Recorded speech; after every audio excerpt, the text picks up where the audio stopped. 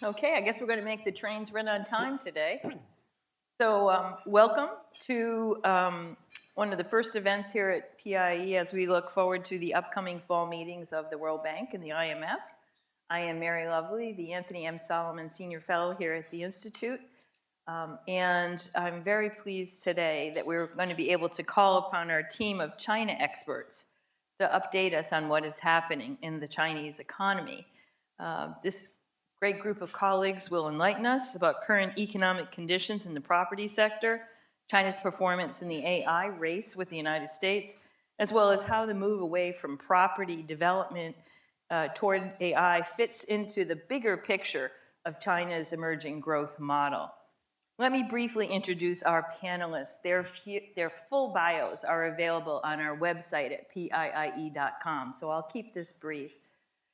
To my left is Tianlei Huang, Research Fellow and China Program Coordinator here at PIIE. Tianlei is finishing up a forthcoming book that I'm very excited about on China's property sector slump and its ramifications for some very important sectors of the economy, as well as the government finances. In the middle is Yeling Tan, Professor of Public Policy at the Blavatnik School? How did I do? Blavatnik. There, she said it. School of Government at Oxford University, and non-resident senior fellow here at PIIE. Yeling just came in from across the pond, so thank you, Yeling, especially for being with us today. Yeling is the author of Disaggregating China, which looks at how Chinese economic policy making changed with its entry into the WTO. And at the end is Martin Chorzempa, Senior Fellow at PIIE. Martin is the author of The Cashless Revolution, China's Reinvention of Money. And he's going to be talking about AI today. So thank you all for joining me today to provide our audience with an overview of what's happening in key areas of the Chinese economy. And I'd like to turn first to Tianlei. Tianlei, you have spent many months now studying China's property sector and the ramifications of the sector's depression, if you want to call it, and how it has dragged down Chinese consumers and investors for almost 4 years. Where are we in the process of getting supply and demand back into balance in this sector?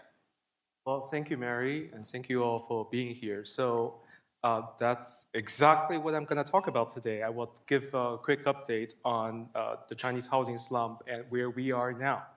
Well, as Mary said, the Chinese housing market peaked around mid-2021 and has been in decline since. As the left-hand side chart shows, compared to the 2021 peaks, monthly housing starts have now fallen to less than 40%. Monthly residential housing sales dropped by more than half, and monthly real estate development investment declined by more than 40%. And in terms of prices, if we look at the official National Bureau of Statistics 70-city average housing price index, for new homes, prices are down by around 10%. For secondary homes, prices are down about 20%. The price declines, at least according to the official data, are quite modest. And if you have friends or family in China, if you ask them, well, what's the real situation, they'll probably tell you that the prices of their places are down much more than what the official data suggests. And I think they're probably right.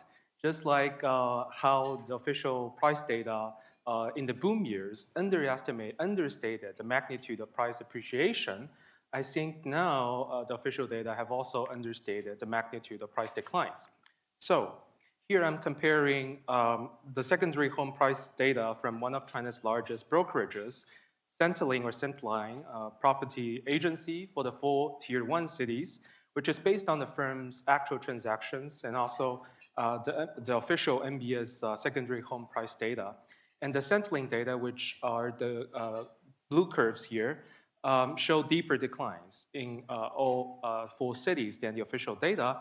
And, well, the brokerages only sell secondary homes. Then what about new homes that developers sell directly to households? Well, we don't have very good quantitative evidence, but there is qualitative evidence suggesting that because many local governments, since the housing market peak, have imposed price floors to try to slow the pace of the housing market declines, and so even if those cash-strapped local property developers want to reduce price to try to sell more quickly to deal with, to get the money to deal with their own financial crisis, they're only allowed to reduce prices to a very limited, within a very limited range. Now, developers have found creative ways to circumvent those price floors. There's media reporting suggesting that developers are now offering cash back or even in-kind compensation like free parking spots or even gold bars to buyers. So the actual transaction prices are likely lower than the recorded contract prices, which is the basis for the official price index. So this is the first point I want to make, which is the actual magnitude of the housing slump is likely more severe than what the official data suggest. Now, how does the Chinese housing slump compare internationally? So here I'm showing the real housing price indexes in China, the US, Ireland, Spain, and Japan since their respective housing market peaks. Now, Japan is very much an outlier here. It took Japan nearly 20 years to bottom out from its housing crisis. If you look at US, Ireland, and Spain, it took them around 6-7 years to bottom out. And in terms of prices, price from peak to trough declined by 40-50%. Now, in terms of both duration and the magnitude of price declines, the Chinese housing slump still appears young. So now the question is the Chinese housing slump going to follow the path of a typical housing bust? If that's the case, then it will probably take another 2-3 years to bottom out. Or is it going to follow the path of Japan? If that's the case, obviously no one hopes for that scenario, but if that's the case, then we are probably still only in an initial phase of a much longer and more painful adjustment, right? And I don't have a good answer, but when I look at some of the fundamental factors that drove the housing boom in earlier years, those factors have really changed fundamentally, and that made me believe that this housing slump could drag on for quite some time. Now, why did I say that? I think housing has lost its status as the preferred investment class by Chinese households, primarily for two reasons. One is higher real interest rates. Now, we have Nick Lardy here, who documented in his earlier work financial repression in China in the 2000s. At the time, throughout the 2000s, real interest rate in China were very low and often negative. So for depositors, holding bank deposits essentially carried an implicit tax, and that was a strong incentive for households to shift their savings into real estate, which offered much higher real returns. Now, if we look at what happened in the last couple of years, because prices in China are falling, so real interest rates and the cuts to interest rates by the central bank are simply not enough to offset the impact of falling prices. So real interest rates have actually come up, not down. So that erodes attractiveness of housing as an investment class for households. Here on the left-hand side, I'm showing you the real returns on household one-year bank deposit and also the real movement of housing prices across 70 major cities. And as you can see, when real interest rate go up, when real interest rate was low, housing prices tend to rise more rapidly. And when real interest rate go down, housing prices tend to rise less rapidly or even decline, which is where we are now.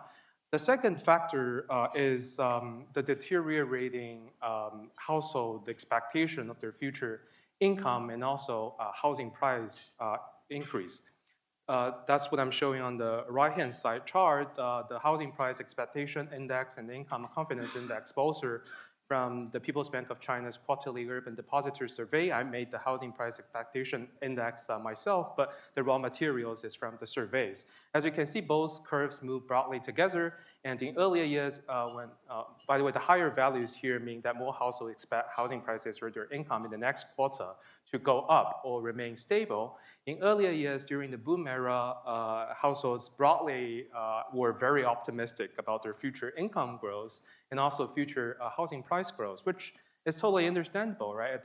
In the previous 20 years before COVID, Chinese households saw their disposable income grow on an average around 8-9% in real terms every year.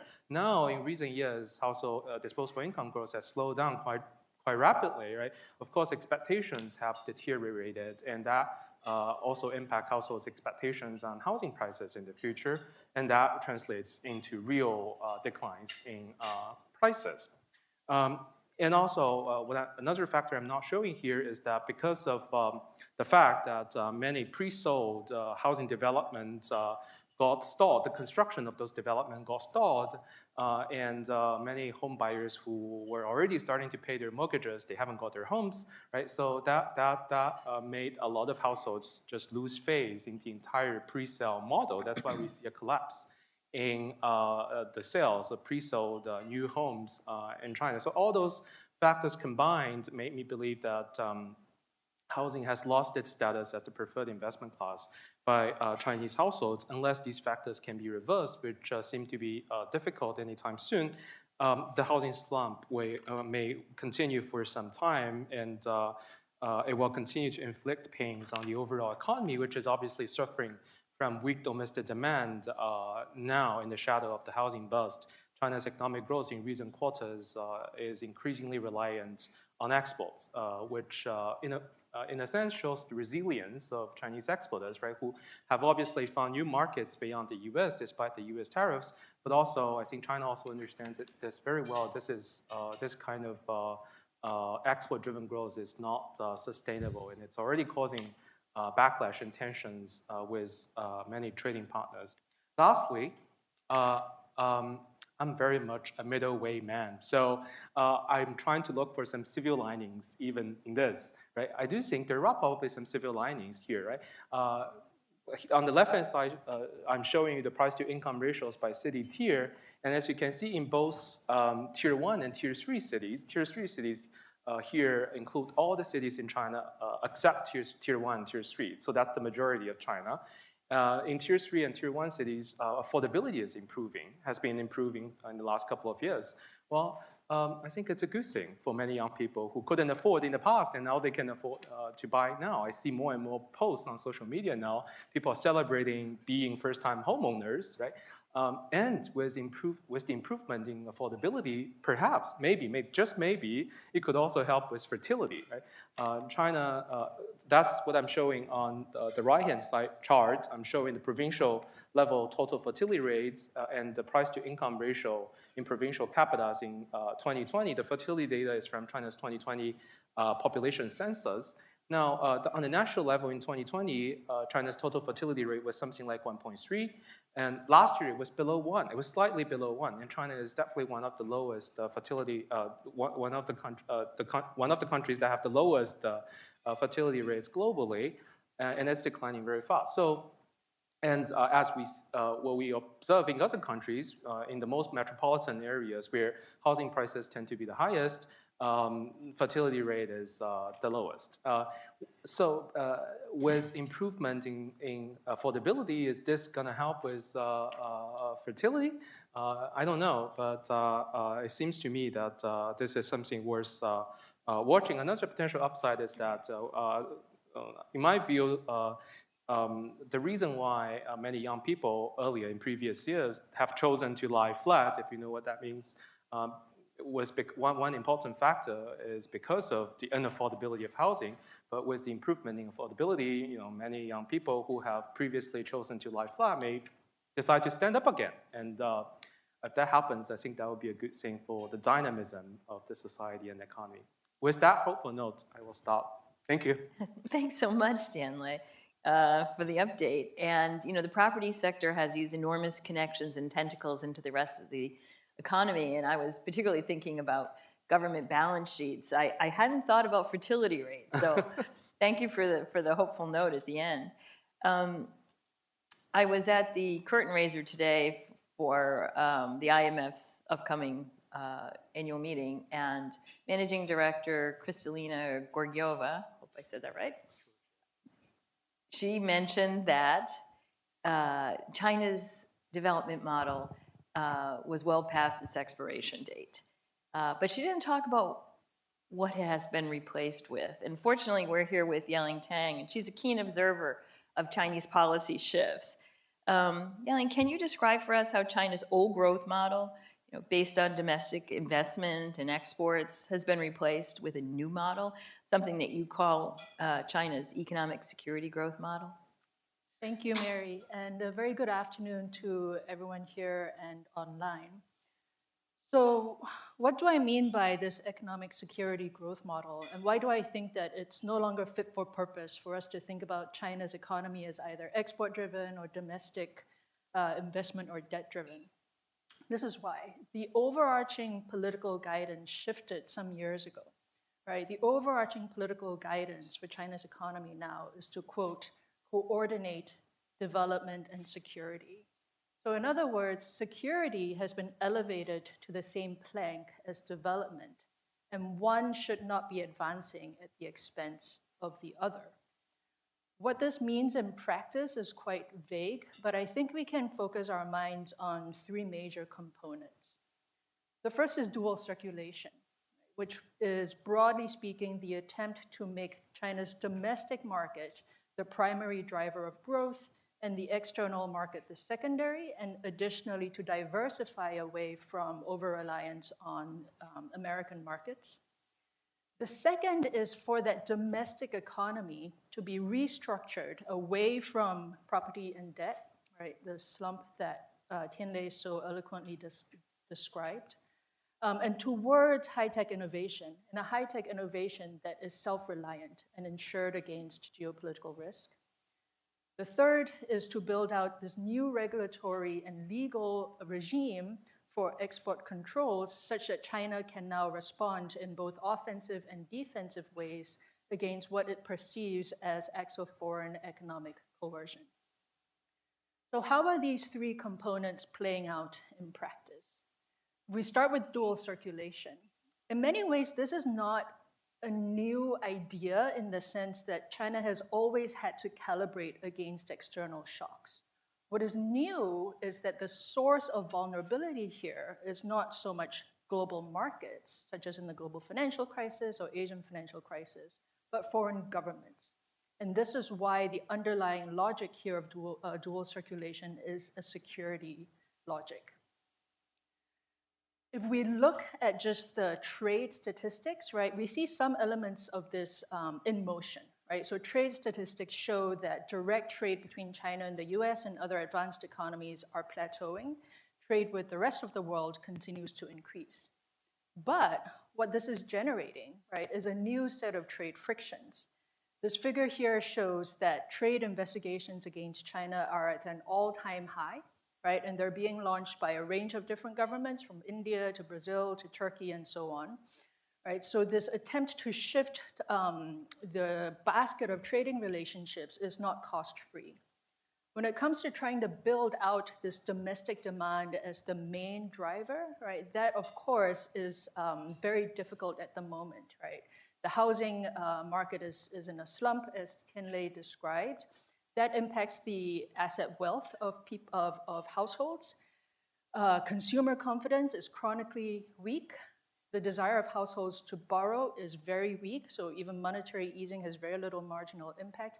Overall future expectations are low, right? So to actually put dual circulation into proper implementation, I think is quite difficult. What about this move towards self-reliant innovation? This is a very high-level political imperative that has strong national security implications, right? So there's a call, right, for the entire innovation system in China to move towards this whole-of-nation struggle, right, to build out domestic capital markets to fund science and technology, to tighten these linkages between labs and universities, to unleash these so-called new productive forces. And it's all being guided politically by the Central Commission of the Communist Party through this new Science and Technology Commission that was set up in the spring of 2023. Right, so moving away from property growth. This figure here shows you why it's a political campaign. This is an analysis of over 500,000 newspaper articles related to science and technology collected over the past 20 years. The red dashed line that you see shows the prevalence of language in these newspaper articles that's supportive of external liberalization and international cooperation. The black solid line that you see is the prevalence of language related to decoupling.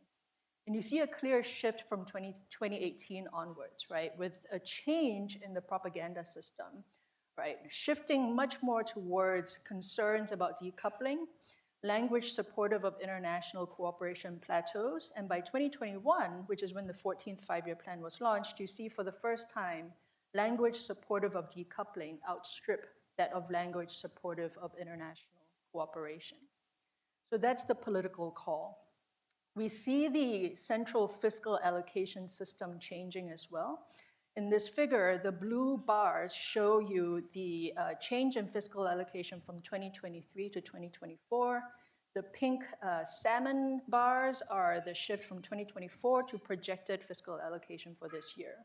And what's clear across the 3 years is a consistent increase in government allocation towards national defense, towards education, and towards science and technology. And within education as well, we see rather dramatic changes. So this figure shows you amongst the approvals of new undergraduate programs that have been positively approved by the Ministry of Education, what share belong to science programs and what share belongs to engineering programs. In 2020, it was 10% of these new programs belong to science, 40% in engineering. By 2024, 20% in science, almost 54% in engineering. So close to 3/4 of the new undergraduate programs being approved by the Ministry of Education are related to science and engineering. And the industrial system is changing as well. So this figure shows you the rather astonishing rate of industrial robot adoption in China compared to the rest of the world. So what we see is the propaganda system out there, right, putting out this call for innovation that's self-reliant. The fiscal allocation system is shifting, the education system is shifting, the industrial system is shifting. However, this doesn't mean that China will necessarily succeed towards where it wants to go. Where it wants to go is clear, right? I do want to lay out some potential concerns, right? Will this politically driven push for self-reliant innovation accelerate China's move towards a stage of jobless growth? And what will that mean for youth unemployment that's already high? And what will that mean for social stability? This effort to restructure away from debt-driven growth and property investment. If we think about the many, many tier 3, tier 4 cities whose growth over the past decade and a half have been reliant on this property and debt model, how can they actually shift towards advanced manufacturing and innovation? Can all of them do so? Of course not, right? So there will be distributional repercussions here that might lead to new patterns of regional inequality. And finally, how do firms actually make decisions? If on the one hand, they have to stay competitive and gain that market share, and on the other hand, they have to think about how to remain self-reliant and to guard against geopolitical risk. It's a very difficult set of decisions to make. So thirdly, this new regime for export controls, right? I won't go through all of the different laws here, but this is just to show you that over the past 4 years, a substantially new set of legislation and regulations have been put out that enables China now in a way that it wasn't able to do before in 2018 to respond in either offensive or defensive ways to export controls or other types of sanctions put forward by other countries. To use these new regulations is a tricky situation, however, right? And I think the Chinese government has been trying to strike a very delicate balance between, on the one hand, showing that it can't be bullied, and on the other hand, trying to maintain that China is a positive environment for investors. You see this, right? So you see this in policy language. So in April, this was in the midst of the tariff war, the liberation tariff war between the US and China. The Chinese government, on the one hand, while putting firms on the unreliable entity list, was also at pains to emphasize, and you see this text here, that the Chinese government continues to welcome enterprises from all countries to invest and to do business in China. Which of these is the credible assurance here, right, that China will be strong and very targeted and won't hold back in asserting its sovereignty when it comes to economic coercion, or will it maintain itself as a positive business environment? It's a very tricky balance to strike, and if we look at data on foreign direct investment so far, we see that the inflows remain quite weak compared to previous years. So where does that leave us, right, looking at these three components? I think this call to coordinate between development and security is very difficult to pull off in practice. What is the coordination mechanism? It's very unclear, and there are many different agents and interests to coordinate across, right? Your firms, your universities, different pieces of the bureaucracy, your scientists, your foreign investors, and so on. So coordination itself is extremely difficult.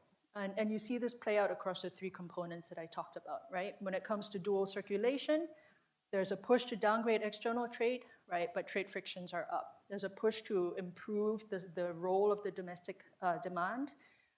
It's very challenging to get that going. There's a call and a push to drive China towards innovation-driven growth. But the very fact that there is a political campaign, I think, will generate its own sets of distortions and will raise the costs of doing so. There's a new toolkit, right, for export controls and to respond towards foreign economic coercion as seen by China, right? But to strike a balance between using that and maintaining investor confidence is very difficult. So I leave you with this question, right? What does a functioning economic security growth model actually look like, right? Can we actually generate both growth and security, or are there inherent tensions that need to be worked through? Thank you very much.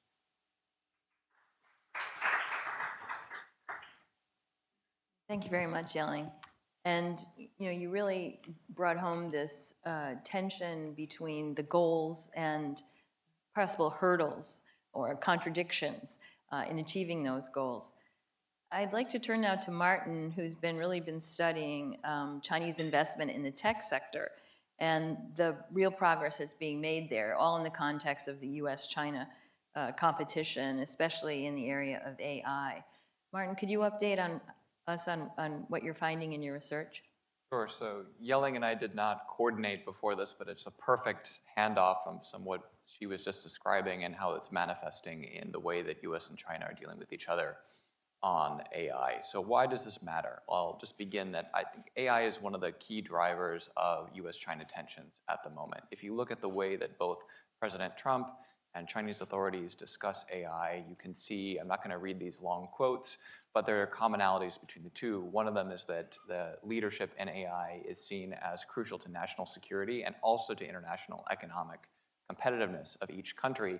And you can see that the two visions are very similar, but they're mutually incompatible. The US cannot have, as Trump says, unquestioned and unchallenged global technological dominance, and also have a world in which China is, as it says, taking advantage of new opportunities to be competitive. Just to begin on some basics of AI before we compare the two countries. This is probably too small to see, but on the right, you see what's very common in the AI data space is that a lot of charts go up and to the right with a pretty steep slope. And in this case, it's the different lines show different types of tasks that AI can do, and we're just seeing rapid increase in the capability of AI, everything from video and text to robotics and chatting, and also potentially agents going forward. You see this enormous rise in capabilities overall, and the chart on the left shows what it has cost to get that.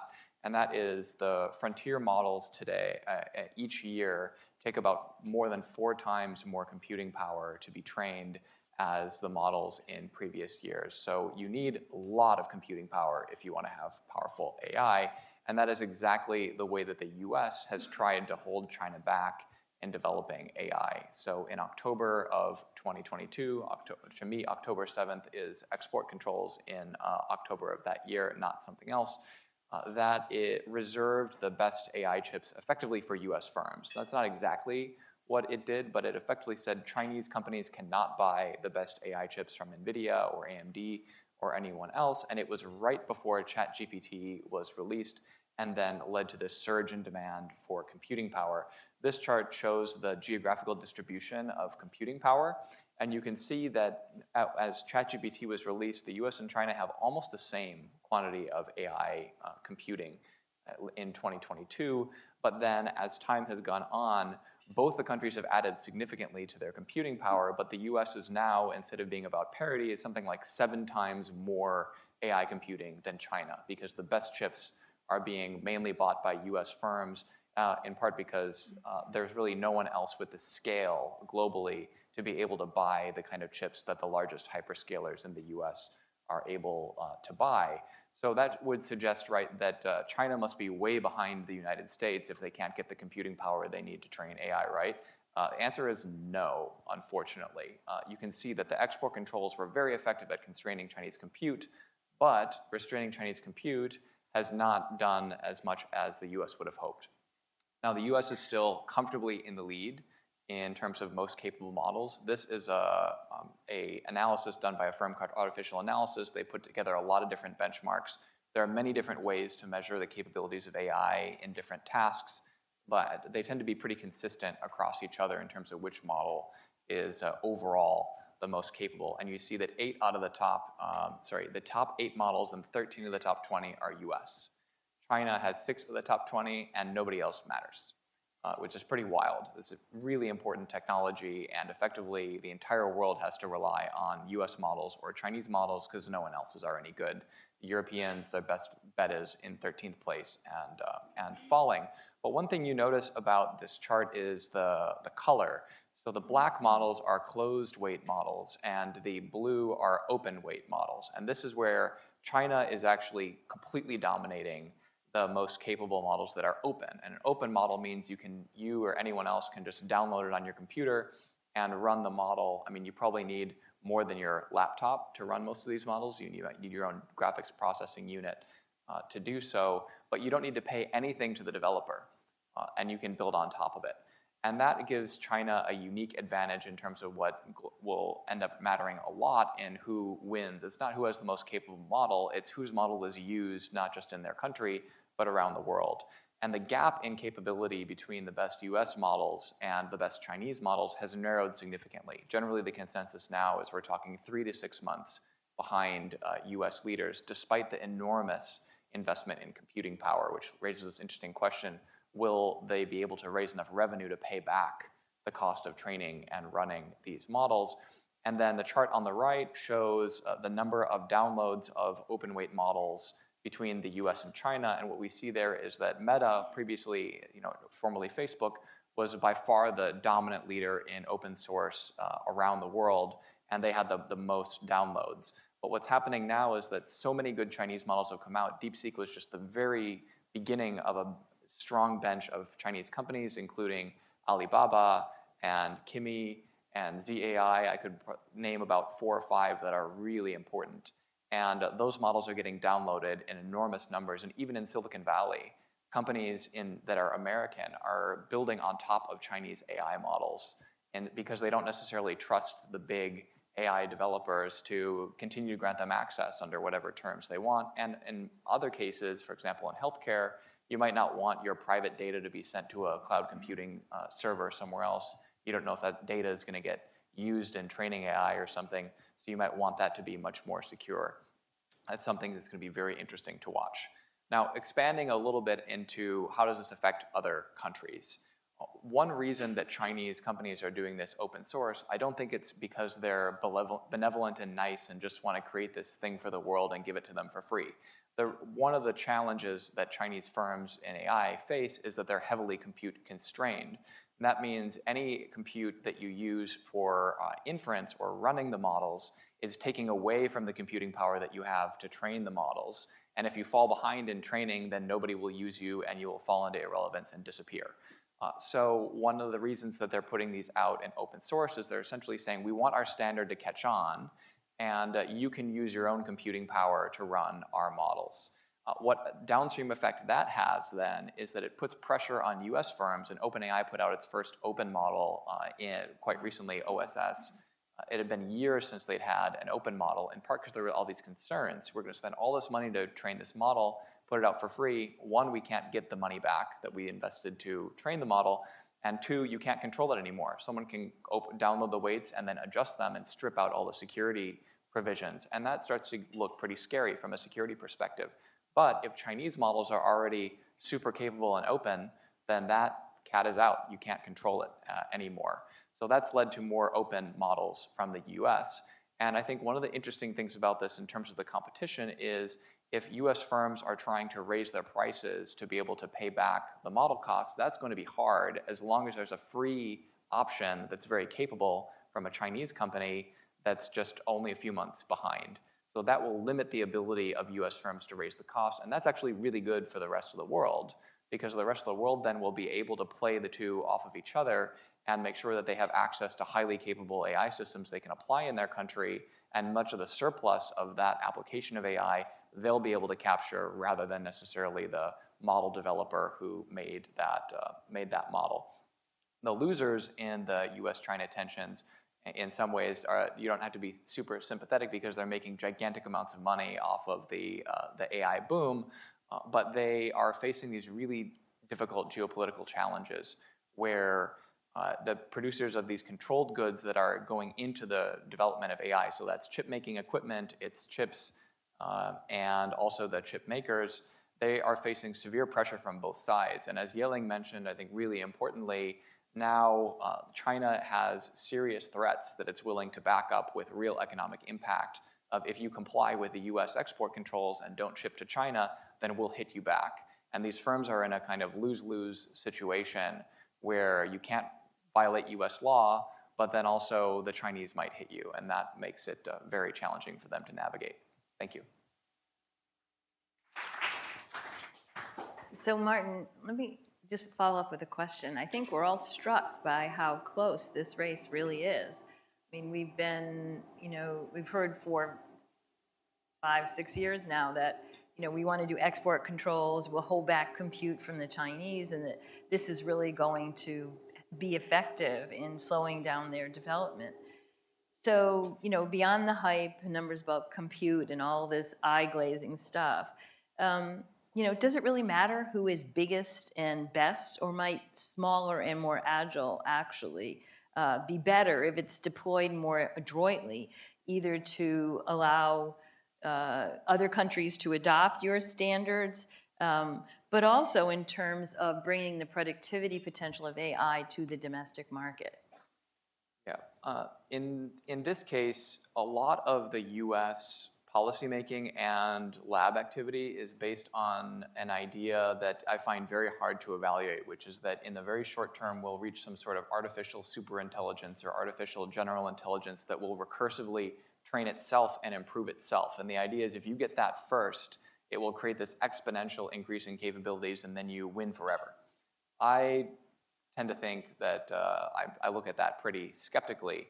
And if you do, then I think you come to the view of scholars like Jeff Ding, who's looked at general purpose technologies in the past and finds that the real winners from those technologies are not who develops it first or who has the most capable technology at the very beginning. It's who actually diffuses and uses that throughout the economy.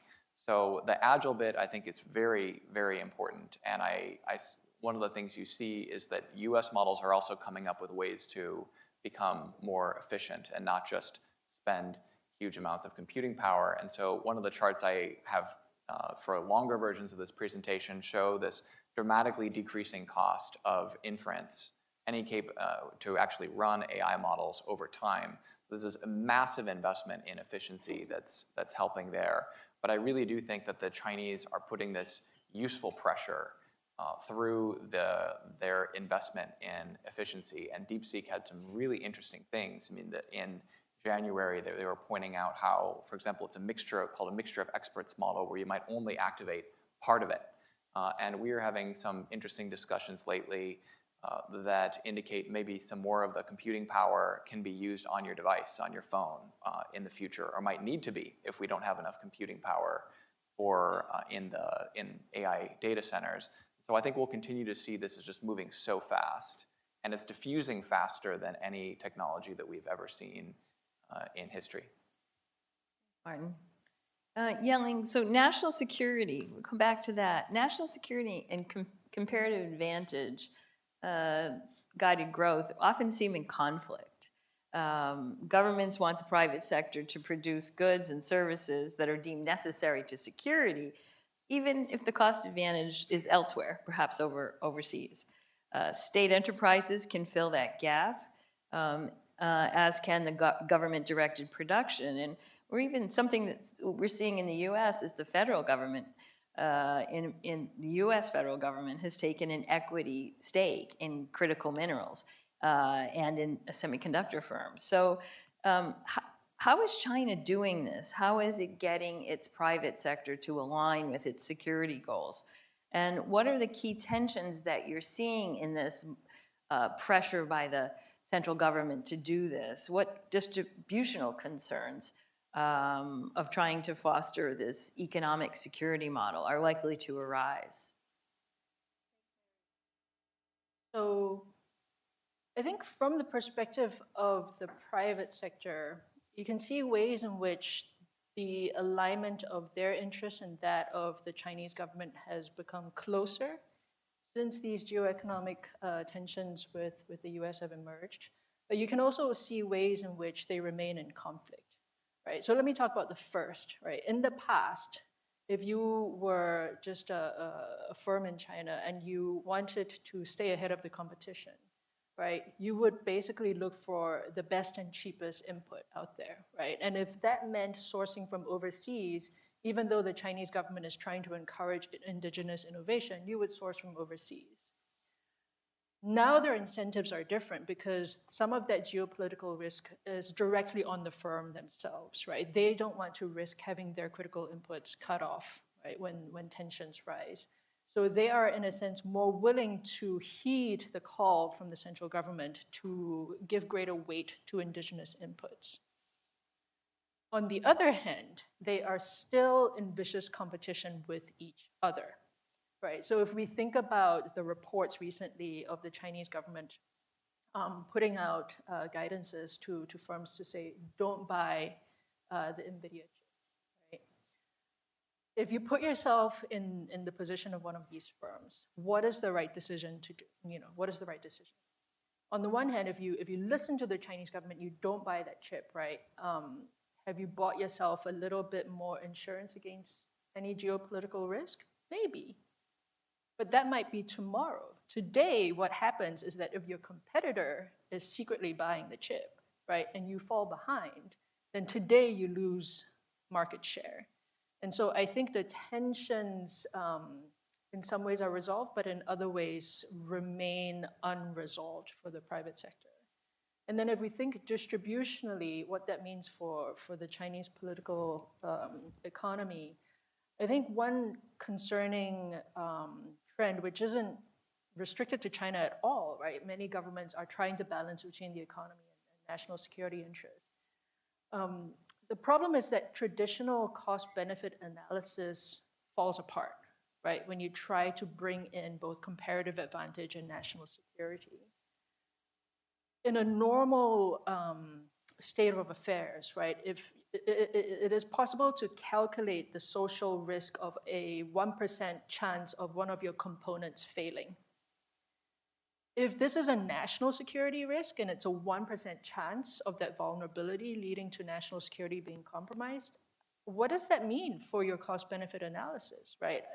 It's very hard to jointly maximize two objectives. So something has to give, and the decision oftentimes, I think, will be made based on either risk preferences or values or just political pressure, right? So that creates huge distortions in the economy. In terms of who calls the shots, when we're trying to balance between comparative advantage and national security, right, there's a range of voices in the decision-making apparatus. The scientists are there, the economists are there, the national security bureaucrats are also there.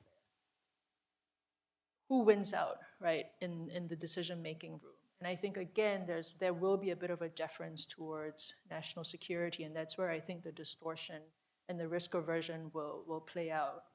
And then finally, across sectors, right, I think there will be winners and losers as well, right? I think the military-industrial complex will get a lot of very generous funding and support. What does that mean for China's services sector, right, for small businesses? Raised a lot of interesting issues there. One of them, Tianlei, I'm going to toss over to you, which is Yeling mentioned at the end about the costs of these policies, securitization or industrial policy, whatever you want to call it. But your work is showing that local governments are under a lot of fiscal distress with the property slump. Not all of them, some of them. Are we going to see kind of a landscape where some local areas are under enormous pressure and just will not be able to play this game while others are able to take advantage of this new growth model? Well, yeah, I think that's already happening. I mean, we all know that local governments in China rely heavily on land revenue, right? Relative to the peak in 2021, land sale revenue last year, I think, dropped by more than half. And with less revenue, local governments spend less. That's and for China, which is suffering from greater deflationary pressures, this is worsening the situation. And with deflation, governments are also collecting less fiscal revenue. For now, you see that I think there are two interesting developments happening on the fiscal front in China. One is you see the central government is now embarking on a path of fiscal expansion. It started to do it roughly 2 years ago. Given local governments are in deep trouble, they cannot expand very rapidly to raise domestic demand.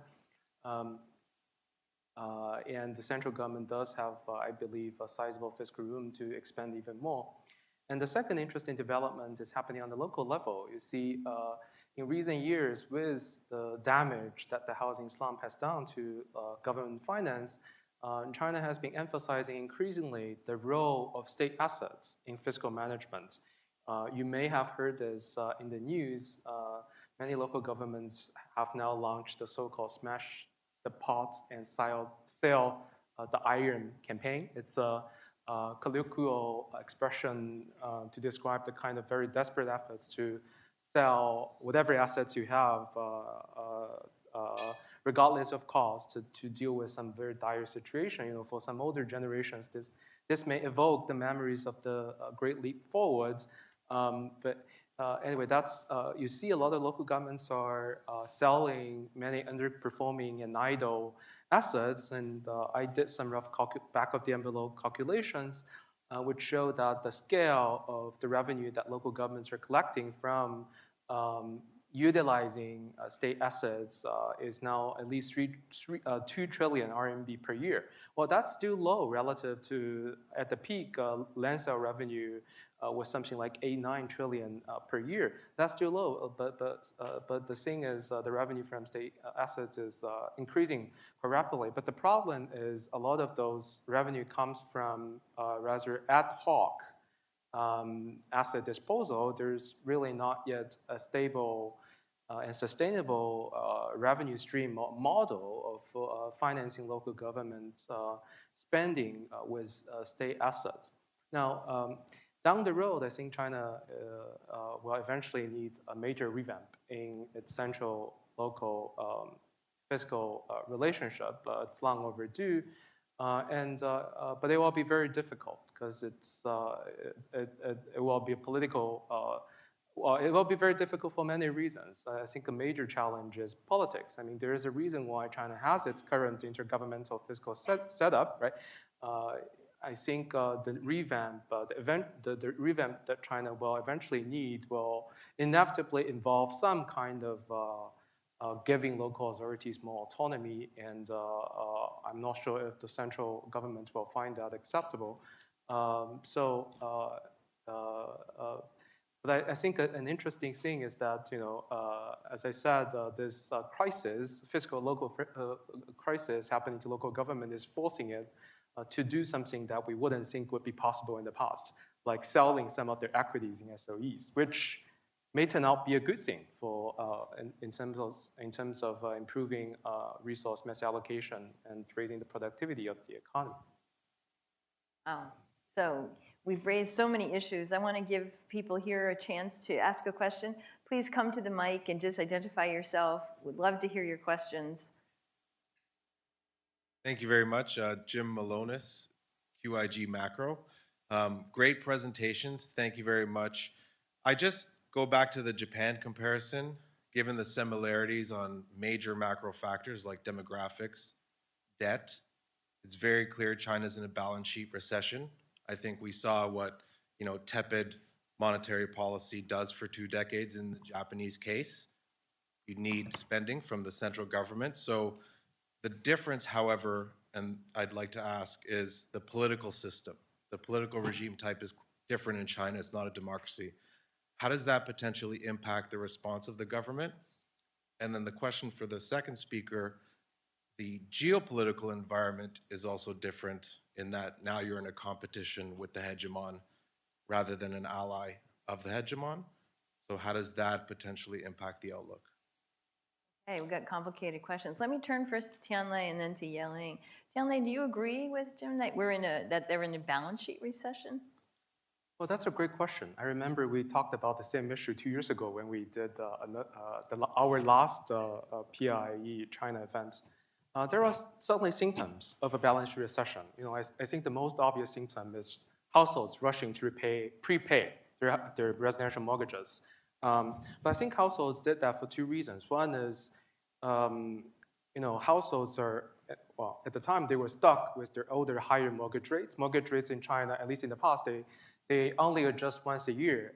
So even if central bank was cutting rates, the households were not able to benefit immediately from the rate cuts. So, and plus, there are increasingly limited investment alternatives out there, right? Everything else, the yields are also going down.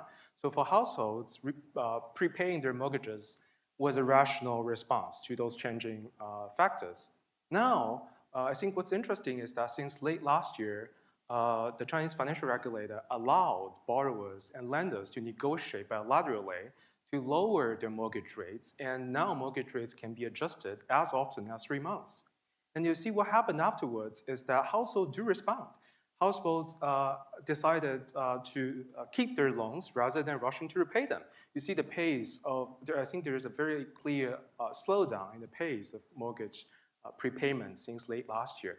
And actually that shows to me, at least, shows to me something contrary to the balance sheet recession idea. Remember Richard Ku's, one of his major arguments under the balance sheet recession framework is that monetary easing, as you said, doesn't work during a balance sheet recession because households and corporates prioritize repaying their debt instead of taking out new loans and making new investment.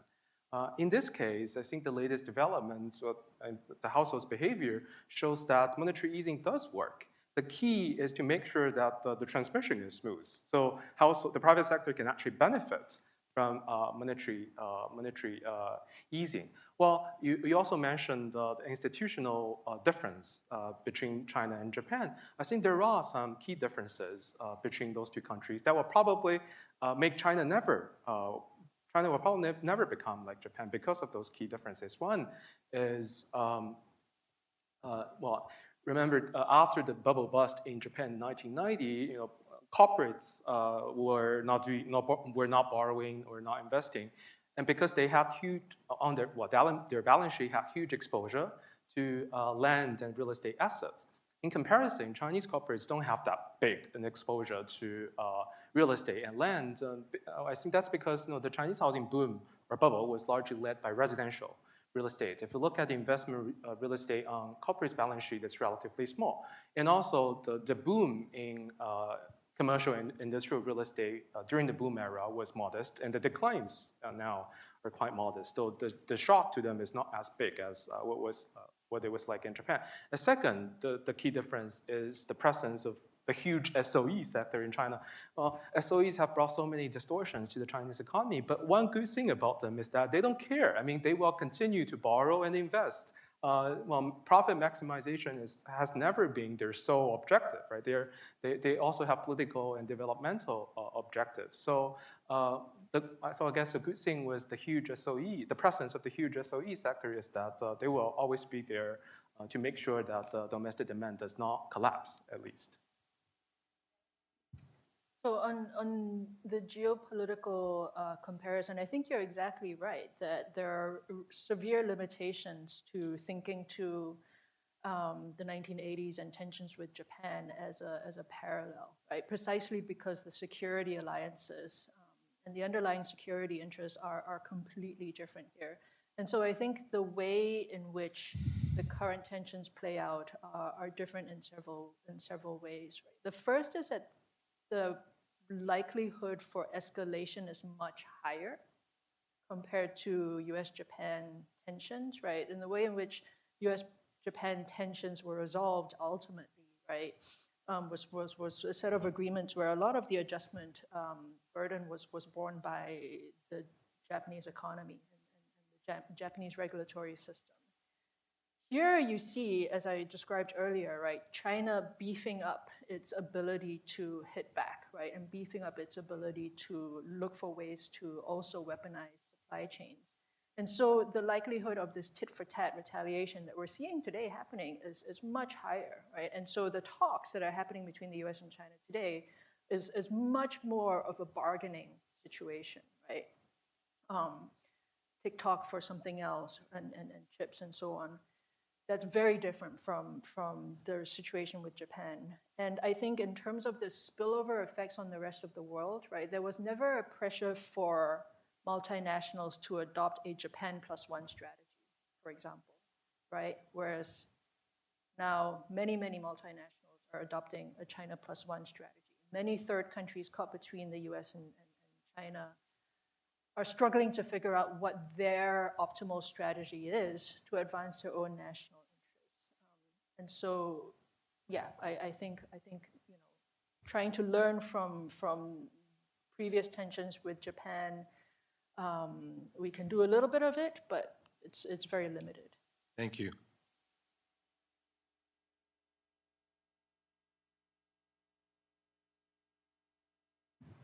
Hi.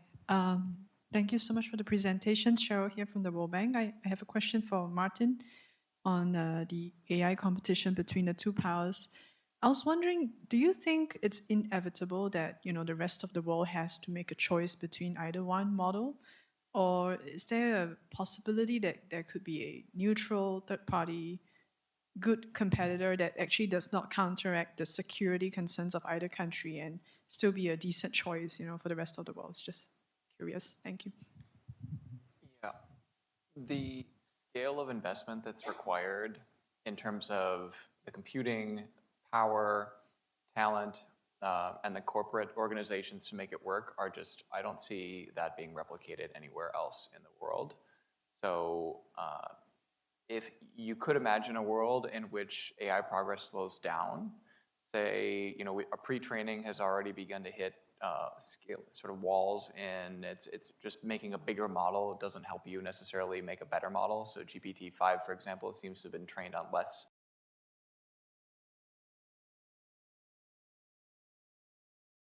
But if that begins to hit diminishing returns and the algorithmic improvements continue to improve so that you can then train models maybe with a lot less computing power, then maybe other powers will be able to have models that are pretty similar that they'll be able to use. But otherwise, if they want their own sovereign model, they're going to have to either download an open source US or Chinese model and then fine tune it themselves and run it on their own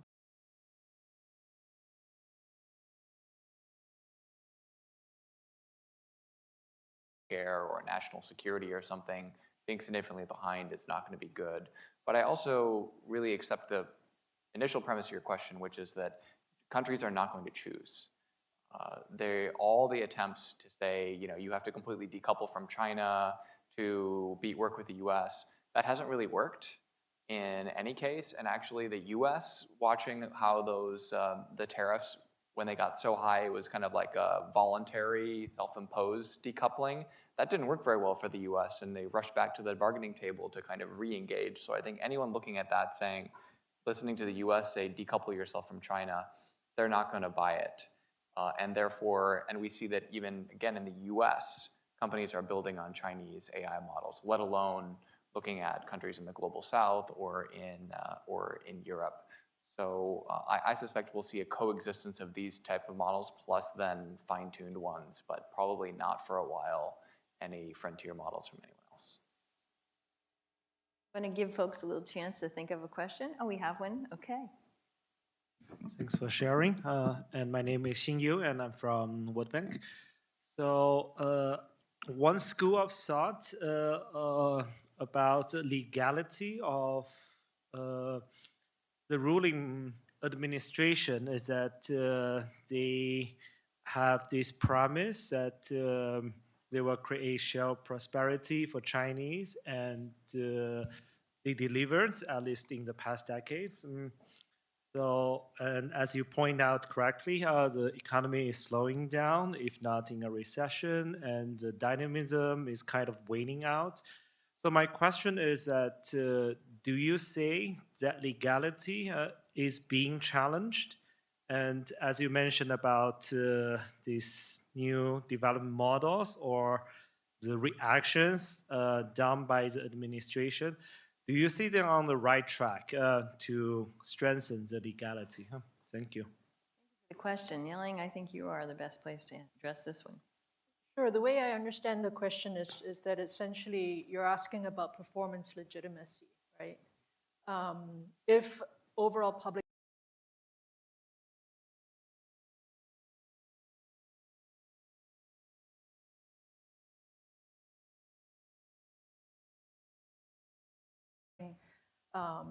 higher quality of life for the next generation compared to this generation, right? And that is the source of its legitimacy for governing the country, right? That's the overall performance legitimacy thesis.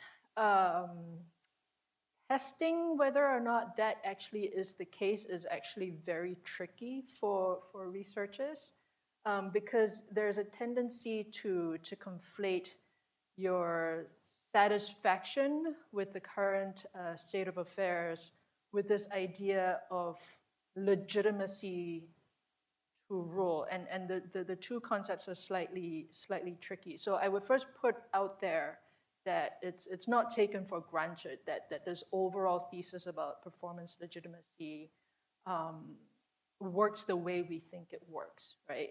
When researchers do survey the Chinese public about their levels of satisfaction with the government, it's always very high for the central government and then declines as you get lower down to lower levels of government. And the Chinese government has tried over the years to calibrate and recalibrate the nature of what it says it is delivering to its people, right? So in the first few decades, it was all about revolution under Mao, right, to create a more socialist future. Then under Deng, it was much more about development, right, as the hard truth. And then some decades on, it shifts to a higher quality of life, right, and a higher quality of life that includes things like clean air and a non-polluted environment and so on, right? And now I think security is now part of the delivery of public services as well, right? We're delivering for you a more secure environment, right? What I think we need to think about is to what degree nationalism starts to replace this idea of performance legitimacy, right?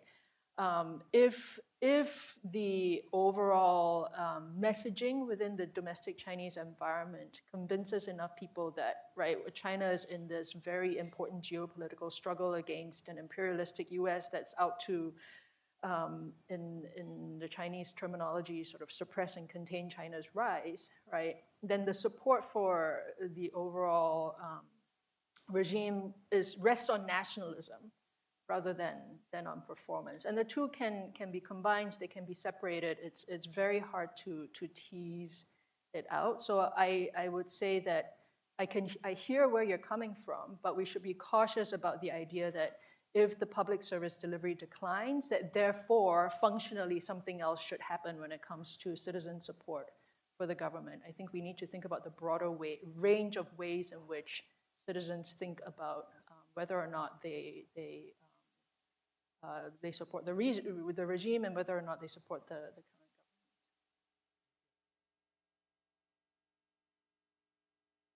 government. Jim, second question? Just outlook for productivity, and then also outlook for corporate balance sheets. Corporate debt historically is a big problem in China. And then any expectations for the 15th five-year plan?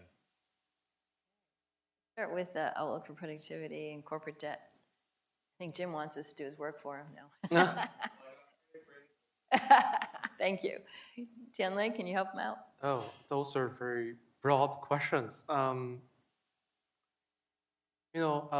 Perhaps let's link it to the balance sheet recession idea, and perhaps we can look at the corporate's behavior now. You see, if you look at on the aggregate, Chinese corporates are still taking on more debt. They are not reducing their debt. I think what Martin said earlier actually illustrates that at least in the AI arena, we're seeing a lot of, by the way, I think all the companies that Martin had on his slides are private companies, and they use private capital, right? And that's also a vivid illustration of the dynamism of the Chinese private sector. With that said, you do see some sectors are deleveraging. Real estate development, that's very clear. Developers are trying to, they're in a sense in a balance sheet recession, right? They're reducing their debt, trying to survive in the bursting of the housing bubble. And you see also financial services are deleveraging as well. They're not making that much investment. I guess that has something to do with the regulatory campaigns that started a couple years ago. But if you look at the rest of the corporate sector, most companies are actually still borrowing and investing, although the pace has slowed down quite a bit, as Yeling showed in one of her slides earlier. And it's amazing that in a lot of services sectors, companies are seeing double-digit growth in their fixed asset investment in the last couple of years. Think about all the challenges that Chinese economy is facing. They're still investing so much. That probably also has something to do with the strong demand coming from consumers. This, we often talk about underconsumption in China, but I have said on multiple occasions that Chinese consumers have proved that they're actually quite resilient in the past couple of years. And there's a clear shift of interest of consumers from consuming more goods to consuming more services after COVID, I guess. Probably because people realize after COVID that you only live once. So life is about experiencing different things than consuming just goods, right? So that was about corporate debt. And what other things that he asked, I don't remember. Thank you. I'm going to turn to Yeling for this, which is, what are you looking for as we head toward the next five-year plan? I think the overall direction has been set by the third plenum, which is the overarching political guidance. So if we look at the third plenum documents from last year, it's still, to me, an economic security direction, right? The emphasis on security as part and parcel of the development calculation, I think for the foreseeable future, it's here to stay. And my expectation is that we'll see a continuation of the 15th five-year plan and moving in that direction. But I'm happy to. Yeah, I would agree with that and say, there are already so many other plans like the recent AI plan, which gives you a bit of a idea of where they're going to go, which is really focusing on applying AI throughout their whole economy and in every sector, and they've already set targets in that way. And so I suspect we'll see many state-backed continuation and intensification of state efforts to concentrate and then make computing power available to Chinese companies. That includes the leading labs, but also people who are trying, organizations that are trying to apply AI. And I suspect we'll have a lot of success in terms of application in manufacturing, for example, where, as Yeling's chart showed, if you have a lot more industrial robots than anyone else, then you have a lot of unique data that you could use to train further automation that could continue to improve the competitiveness of China's manufacturing industries. And so the US might, again, have the most capable model, but Chinese firms might have the ability to use general purpose models and tailor them in ways that really help it economically. Let me come back to you again, Martin. So if we were having this discussion 2 years ago, we might be talking about Jake Sullivan and export controls and how long a lead the US could continue. But we've just seen a a real change in the U.S. administration, obviously. Everybody in this town certainly knows it. But the U.S. has embarked on this radical, what I think of as a radical shift to boost domestic manufacturing through the use of unprecedentedly high and broad tariffs. But despite this turn for its own U.S. self-sufficiency, electronics and computing equipment and communications devices have been exempt from the tariffs. Given the intense competition in AI and the fact that this competition may move to our devices, something you alluded to earlier, do you see the current U.S.-China hardware relationship where these are exempt and we're still getting enormous amounts of these goods from China? Do you see that relationship as sustainable? We're probably going to see just more decrease in reliance in the chip sector. You can see that China has now gone in a completely different direction as before, saying whatever NVIDIA chips that are legal to sell to China, we're not going to let our firms buy them. And that's a dramatic escalation in saying we want to have our own indigenous sector. And in the US, the challenge is going to be the chips that are not controlled. So the more lagging edge chips that China is able to produce in enough quantities to be able to export to the rest of the world. This might actually be an unintended consequence of the initial export controls, because when the US put export controls on Chinese chip making equipment, they only controlled some parts of US equipment and only to certain Chinese entities. And then Japan and the Netherlands had not controlled yet, and they waited a little while. And so what did China do? China stockpiled, and when I say China, I mean Chinese companies, stockpiled huge amounts of this equipment, which is extremely expensive to buy, because they said, if I wait 3 months, I might not be able to buy this. And then naturally, if you have that equipment, you want to use it. So it's hard. It's really challenging to construct counterfactuals in this space because there's been, this AI boom, which has lifted the entire thing and kind of swamped any negative effects on revenue of export controls on the firms that are in this space. But that is going to be an area where the U.S. is very afraid of relying on China. The CHIPS Act in the U.S. was extremely successful at attracting investment, but since Trump has taken office, the investments in that sector have declined pretty precipitously. And so you see investment in the economy is still standing up really well, and it's pretty much all AI. And everything outside of AI, which, as Mary said, there are exemptions to the tariffs for bringing in the GPUs and some of this equipment. But there's also some areas that are not exempt, and there all it's doing is making it more expensive to make AI in the US. And every single firm I've talked to over the last few months says there's only a negative impact of tariffs on their ability to manufacture in the United States, in part because you might think that having a tariff on your foreign competitors benefits you, but if you have this immense uncertainty about what the cost of your inputs are going to be, and pretty much everybody uses some sort of imported inputs, then you really just don't know what to do with your supply chain. You don't know if you should invest. You don't know if the increase in your input costs is going to swamp the increase in your competitiveness because your competitor got hit with a tariff. So it's just a mess. And my worry is that if there's some big negative shock in the AI space, so DeepSeek nearly a year ago now, I guess 9 months ago, was a pretty big negative shock, but that so far has been overwhelmed by the rise in computing demand from reasoning models. But if something else happens that disappoints in AI, then we could be in for a serious reckoning in this country. Thank you so much, Martin. I think you can see that my colleagues are drawing upon a deep well of knowledge, and I welcome you to keep track of their writing. Will all be posted on PIIE.com. And I want to thank Martin, Yeling, Tianlei for an absolutely fascinating discussion today. Thank you so much for sharing your expertise with us.